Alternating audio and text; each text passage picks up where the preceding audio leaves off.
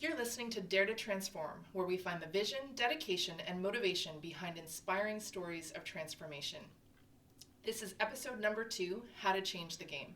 I'm your host, Angela Harris, founder of Work of Heart, bringing you a Missing Link Technologies production. My guest today is someone who I have a great deal of admiration and respect for, Moncton Mayor Don Arnold. Elected as a mayor in May 2016, Don Arnold brings a vision to moving Moncton forward by building a stronger, more transparent, and economically sound city. She was first elected in 2012 as councillor at large and quickly earned the reputation of being one of Moncton's most active, involved, and accessible councillors. In 1999, Don became involved with the Fry Festival and served as its chair for 15 years. The Fry Festival is Canada's only international bilingual literary festival, that's a mouthful, and has become one of Moncton's most popular events, attracting international authors and bringing more than $1 million into the community every year. Her bio could likely fill 4 pages, so I'm going to stop there. Madame Mayor, welcome to Dare to Transform. Why, thank you, Angela. It's great to be here. Awesome. So we're very excited to have you here this morning for a number of reasons. Your story is, I love to talk to you. Every time I run into you in an event or somewhere in the city, I get energized. So of course I wanted to have you on. So as we get started, can you talk a little bit about, maybe the early years of your career and how you got to where you're at today? Yeah, sure. So I've always been interested in books and learning and critical thinking and that sort of thing. So my career really started at a publishing company in Toronto, but I was thinking about the fact that we talk about networking a lot. I know you and I have been involved in a lot of situations where we really encourage people to network and how important it is. And then I was thinking over my career, just as I was driving here this morning, virtually every job I've ever had has been as a result of making connections with people. Yeah. And so starting out in university, I went to the University of Toronto, studied French and English literature, and I knew I wanted to work in publishing, but it was hard to get into publishing. Yeah. But I knew that back in the small town in southwestern Ontario where I grew up, there was a woman that went to my church and her daughter had a publishing company in Toronto. So I made a connection there, started babysitting her kids, chasing after her dogs, and doing awesome. All kinds of crazy things like that. And then eventually, got a position working at the publishing company. And that's really how it all started. So, and then went on to, we moved to Ottawa. And again, I knew I had a contact there. And I literally... I stalked her. I would wait. I would call her secretary. What you need to do. I would call her secretary and find out where she was going to be, and then just be there at the elevator as she came out of her meeting and say, "Hi, I'm in Ottawa now. I would love to work for you." And that's. Well, some people call it stalking. Some people call it being persistent. Whatever words you want to use. Yeah. But really, I agree. I think it's about relationship building. And absolutely. I think it's about finding common ground and asking people questions. So. For sure. And so, we just, that's how it kind of went. And then, of course, with this publishing background that I had over the years, moving to Moncton, it was going to be very difficult to do it at the same level, just that, you have to be in a larger center. And for me to be in publishing specifically, I would have to be traveling a lot, New York, Toronto, that sort of thing. So I just randomly saw something in the paper that there was a group of people interested in starting the Fry Festival, and that North at Fry had spent his formative years in Moncton. And so I reached out and I said, hey, this sounds awesome. I'd like to be a part of it. Amazing. And the rest is history. Yeah, it's 15 years. Yeah, 15 years there. It's 20 years old this year. I can't believe it. Amazing. Yeah. And so what inspired you to, what inspired you to become a mayor? Was that something that, growing up, were you I want to be in politics, I want to be an elected official? I don't think I ever thought about it. I didn't come from a political family at all. I wouldn't be able to tell you who my parents voted for. Okay. No idea. Yeah. But I was student council president in grade 8 and grade 13, Okay. because there was grade 13 in Ontario at the time. And definitely I was on student council at University of Toronto. So I guess it's probably not that surprising, but the reality is it was 2012, March break, and I was with my family in LA actually. And for some strange reason, I had to go back to the hotel room. I really don't ever watch TV, but the TV was on, and it was on I think CNN or Fox or something.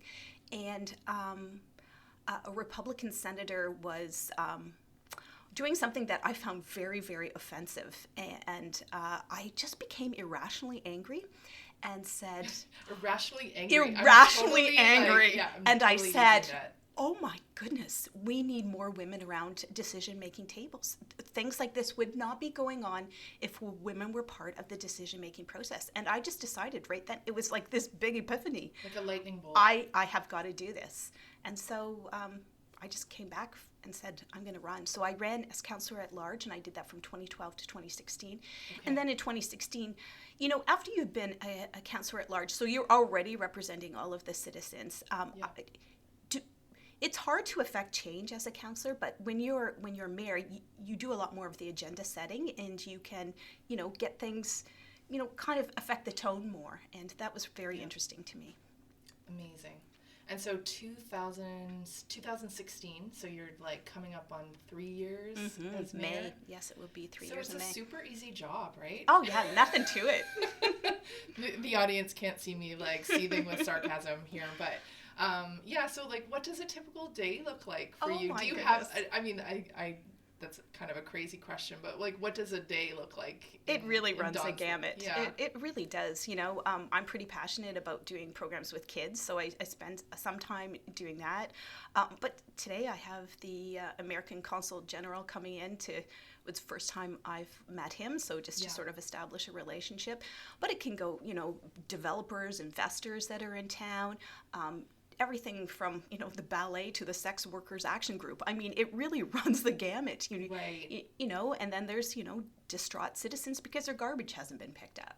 Right. And, you know, it really, no day is typical. You never know what's going to happen. No, you just never know. That's amazing. So how do you handle all that? Like, what does your, you know, do you have either morning routines or evening routines or things to like deal with stress? Like I know exercise is a big one for you. Yeah. Can you talk about that a little bit? Well, riding my bike is really important. So I wanted to talk about your infamous bike. Yes. Well, and it was a wonderful summer last summer, and being able to, I think there were only 2 days I couldn't ride it. It was a wonderful summer, and I really miss it. I'm not adventuresome enough to bike during our winter. No, with, like treaded tires. No, I don't think I have that in me. But it allows you to see the city in a different way, and it allows you to interact with people in a much different way when you're on your bike. And I just find it incredibly healthy.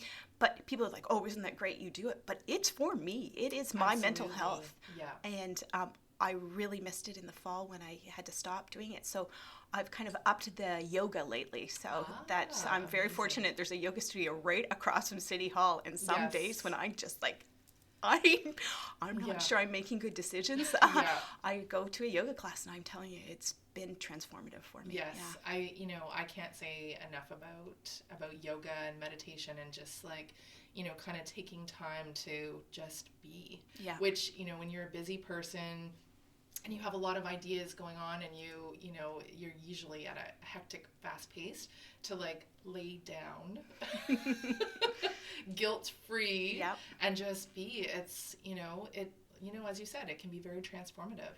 And I end up most of the time, either when I do yoga or I've done the floating here in Moncton as well, I walk out of there and I always have more clarity. Oh, for sure. I have ideas that just, I think if I hadn't done that, they wouldn't have come.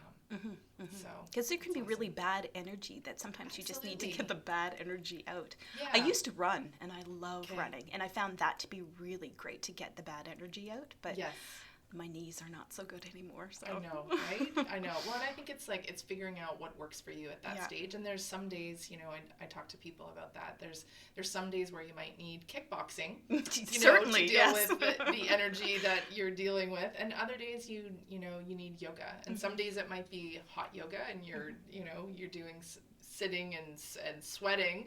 And other days it might be something else like restorative or just doing meditation. Yeah, right? for sure. So, that's amazing. So where does inspiration come from for you? Like when you get ideas, where do they typically come from for you?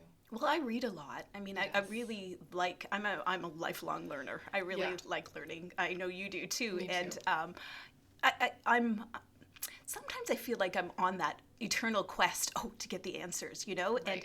and recently I've been thinking about it a bit more deeply because some of the latest books that have been, everyone's like, oh, this is the one you have to read, this is the one you have to read. Yeah. I'm not always, because I've read so many of them now, that I'm not always all that impressed with it. And I think at a certain point you have to sort of trust yourself too, and think deeply about what you stand for, and certainly always being open to other ideas. I don't mean that, but I'm a bit of a junkie when it comes to the latest ideas. I do love to read them all and be informed on them. So I love that. I think it's interesting too. Yeah. So I'm a huge reader. Like I've always got a stack of I was going to say 20, but it might be more. Oh, no. More books next to my bed. But I think it's interesting, too, as you go through your life, that, a book that you might have read in your 20s, when you go back and you read it, I'm in my 40s now, so you go back and read it again after you've, experienced life and you've had all kinds of different things, different people that you've come across. The lessons that you learn from the same book are very different. Very different. Right? I recently did that with Stephen Covey's 7 Habits of Highly Effective People. I should go back to that one. Because I think that might have been one of the very first books I read that was in that genre. Yeah. And recently, actually, I listened to the audiobook, and I really enjoyed it. It's one that can really stand the test of time, for sure. I love that. And so let's talk about that a little bit, because again, busy people, busy women. You are a fan of podcasts and audiobooks, right? Well, yes and no. I mean, if I'm out for a walk and, in nature, I still just don't just walk in nature, unfortunately. Right. I should, but I still like to listen to something if I'm alone, obviously. Yeah. Or if I'm driving. I don't like just drive. I'm not a big fan of driving. Yeah. So I will actually carpool if I get the choice and talk to somebody, but if not, I will listen to audiobooks then. Yeah. But I am very much a visual learner, so for things to sink into my head, I do need to read them. Absolutely. Yeah. No, and we talked, another thing we talked about this morning before we got recording, we were talking about, the tips and tricks and things that we use to, either organize our time or, kind of learn better, if you will. So we're looking at your book, and sorry, I forget that people can't see my hands, so I'm pointing.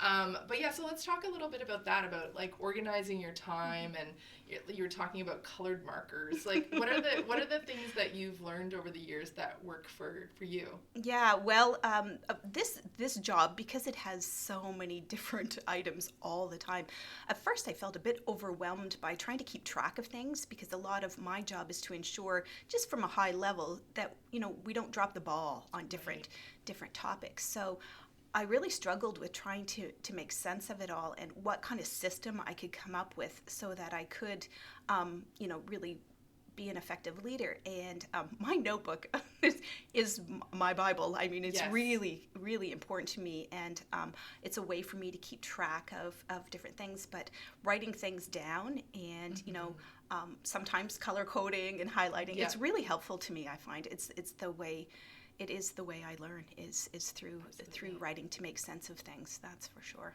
And how about keeping track of time and where you're supposed to be and when? What are the things that you do for that? You have so many things that you have going on in a day. Well, I have an assistant, so I have to say, I'm writing that down. That has been mind blowing, because having worked for so many years in a not-for-profit, where, your computer breaks down, you fix it, Right. And you're in charge of it all. And it's funny because sometimes people say to me, oh, it must be so stressful being the mayor. But in fact, running a not-for-profit where it's all on your back, that was a lot and more running stressful. Things very lean, right? Like Yeah. you can't just hire someone or No. go buy something when you need it. It is creative problem solving for sure when you're working for a not-for-profit. And so that has been pretty wonderful to have somebody who, she really controls my schedule. So I really just look at where she tells me to go. You just show up and you're like, okay, gotta go. I mean, I review it obviously the night before to ensure that I'm, prepared for the things that I'm doing the next day and that sort of thing. But that is pretty wonderful to have somebody do that. But that was a really interesting learning for me too, because to ask for help, and I wasn't used to that. Too. And I didn't really have anyone to ask for help too, but I mean, there's 650 employees at the City of Moncton. There's generally someone there who can, but when you're not accustomed to that, when you're not knowing that there's someone out there that can help you. Well, and I think it's trusting other people too, right? Like if you're someone who typically makes a lot of things happen on your own, it's, first of all, it's asking for help, but I think second of all, it's trusting that whoever you're asking for help is going to either make the thing happen or give you the advice that you need and want. Trust is a big one, that is for sure. Yes. So tell me, if you had a magic wand... I have a magic wand. Oh, you do? I do. Oh, okay. We can talk more about that. So what would you change in the world? Or even if you just want to talk about in the city, like what would you change?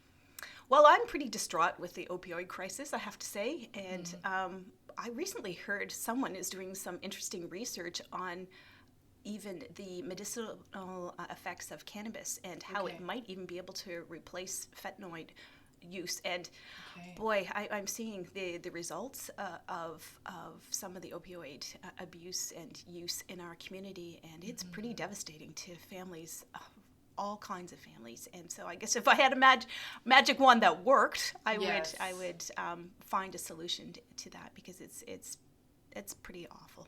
Well, and I think some of it, I mean, it's not a magic wand solution, but I think some of it is education for people. Yeah. I think it's awareness of the fact that it is a problem, and that everyone can be involved to find the solutions. Yeah, and we're going to need everyone, because it's nasty. Yeah.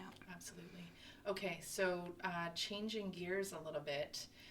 What piece of advice would you give to someone who wants to go into politics, who wants to help make change in the world? Well, you got to get out there. Yeah. It's networking. It's serving on boards, being uncomfortable, pushing yourself, and then really knowing what your strengths are. Yeah. Knowing where your space is, because you can't be everything. Right. It's impossible. So you need to dig down deep on certain things, and others you kind of have to, let other experts be the experts in those areas. But really, knowing your strengths and owning them. Absolutely.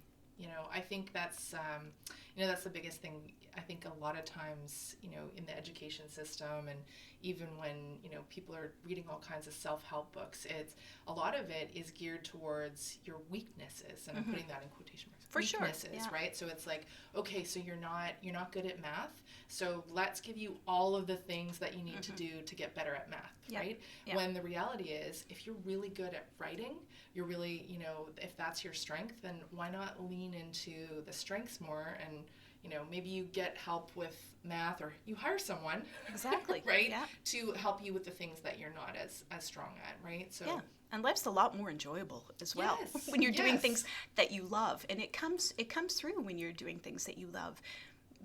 They're just so much more comfortable for you, and you're better at them. So absolutely. So let me ask you this: so as as mayor, how do you get to infuse your personality and ideas into your role? Like how do you balance that?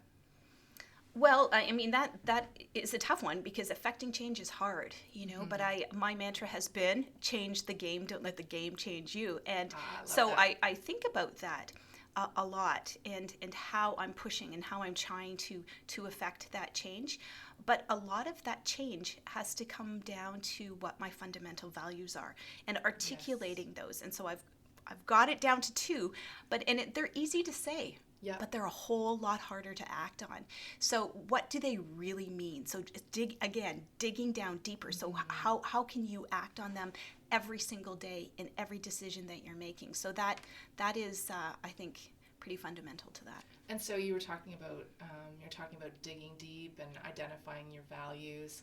So did that, was that something that came easily for you to do that, or did it take, years of like kind of chipping away? Like, how do you? Well, it's been for sure. I mean, I would say that I haven't been a very strategic person with my life. I mean, I meet with a lot of young women. Some people would be surprised, I think, Dawn, that you say that. Oh no, it's been total serendipity. Yeah. I would say. No, I'm really quite serious about that. But I do meet with a lot of young women today, and they have these strategic plans for their lives, and they're really on focus, and I really didn't have that. Really, becoming mayor is the only thing that I've ever really like written down saying, work toward this every single day. Right. And but as far as getting to those values and what you stand for, for sure, it's been a long process, and for many years I didn't really think. I just kind of went about it, not on automatic pilot, but I didn't think as deeply. And so, those getting to those, 2 top core values, but also knowing what you stand for and what you want to achieve and where you want to go and how you want to affect that change in the world. Because we're living in interesting times, man. Listen, we don't even want to go down that path. No, right? Thank you. Would you be willing to share those core values with Sure. us? Yeah. So the 2 that I've really identified and trying to dig as deeply honest. And the thing about core values, they're different things to different people. Absolutely. Well, even the words that you use, the 2 words are optimism and courage. Ooh, so those are the 2. Amazing. Well, and so I try every day to be a positive person. Yes. And really challenge pessimism when I can. Yeah. And we talked about trust, so I try to to trust. That's been a hard one for me, and to be trusted, to collaborate. Collaborate is really fundamental in all of it for me too. I'm a big believer in collaboration and bringing people together. Yeah. Paying it forward and celebrating success. Those, because sometimes I've been one of those people that sort of do something and then just, okay, what's the next thing? What's the next thing? What's the next thing? And I'm not celebrating success enough. Sure. So those are sort of secondary, but that whole idea of courage and optimism and just really trying to live those 2 values in everything. And courage really pushes you because you say, oh, well, I'm going to be a courageous leader. Well, what does that really mean? What does it mean? And what it means on one day might mean different. It might mean something different the next day, right? Or the next week. And optimism too, because you know what? You can get dragged down to that pothole and the size of the pebble that goes in the pothole. You have to kind of bring yourself up all the time to really look at what the priorities are, where the changes are that you want to affect, and while still respecting the person who is obsessed about that pothole and the size of the pebble, and being compassionate and understanding where they're coming from. Absolutely. Right. But you also have to kind of lift yourself up to where where you can affect the most important change. Well, and I think it's like, overall I think it's trying to keep that perspective, right? Because the reality is, like, you are surrounded by people all day in your job. I mean, and I get that as well. So there's times where, you might be at an event and someone is talking to you about the opioid crisis, and then the next minute someone wants to talk to you about why their, garbage day got changed, right? And, the emotions that each of them bring might be, pretty intense. So I think it's trying to, remain grounded, and, as you said, I think it's the importance of staying positive and remembering what you stand for and what you bring to the table. Yeah, it's so important. It really helps when things go off track, which happens. When things get derailed, right? Yeah. And so how, when things kind of go off the rails, what do you do? Like what? I'm do you human. freak out? Oh yeah. Oh, for sure I do. And I, go to a bad place. And that's Yeah. where it's, coming back to the values, try to get a yoga class in, or, but, Exercise, sometimes when terrible things happen or something really awful that you're not either you've made a mistake or you're not proud of, or when someone that you trust and that you thought was a very valuable person to you, sort of something goes astray there. Those are hard things to deal with, and they can take you down the rabbit hole. And I go down the rabbit hole too. Well, we're all, like you said, we're all human, but sleep is so important. And those, middle of the night worries, I really try really hard to avoid them. And so I, even as far as, having my sort of rituals before I go to bed to get rid of all that. And I know many people talk about the gratitude journal, but I tell you, that's pretty awesome. When you can think of the great things that happened in your day, it really sets you up, I think, so that you change your brain so that you're not thinking of the negative. And that's, that's a conscious intention to change that. That's absolutely. I think, when you're intentional about living your life, whether it's, having an evening ritual, morning ritual, or like having a kind of a game plan, if you will, when things go sideways, like I think that's, it makes a huge difference. Oh, yeah. You brought up sleep. So that's something that I'm chronically lacking. So I do have my kids are still young, but I want to talk a little bit about that. I'm intrigued by that. So do you have a typical number of hours that you aim for? Yeah. If I go to bed at 10 and get up at 6, things are good. 8 hours. Okay. Yeah. And if less than that, it's kind of hit or miss. Yeah. No, and my family makes fun of me. Like a lot of them are night owls, and they really like to stay up late. And it's like 10 o'clock, I'm going to bed, and the party's still going. Yeah. And I have to. I really have to. But so you've got boundaries set around that. And but 6 o'clock in the morning, I love mornings, and I love getting up. Before 6, not so much, but 6 is good. That's funny. Yeah, and I think that applies to a lot of things. Like when you figure out what works for you, and just owning it. We talked about strengths, and again, setting boundaries on how much sleep you need and what things need to look like. I think we need to be less apologetic about that. So. And not getting on social media before bed ever. Right. Yes, that's or reading comments on any of the media. Yeah. Oh, well, I don't that could actually. Be a whole other podcast. Yes, no kidding. Dealing with I the don't haters. go there. Yeah, absolutely. So, what's next for Dawn? Oh, that's. Or should I say? So we talked about this. I should say, what's next for Madame Mayor, Your Worship? Yeah. Well, I haven't made any decisions yet, but I mean, I love our city. I think it's got incredible momentum, amazing potential, and I'm very psyched for what's next for our city. And but I haven't made any decisions yet on what my next steps are. Yeah, this was not no one planted me as a spy to ask you what's next for you, but I really appreciate you being here. I love what you're doing for our community, and I definitely appreciate all that you do. So thank you.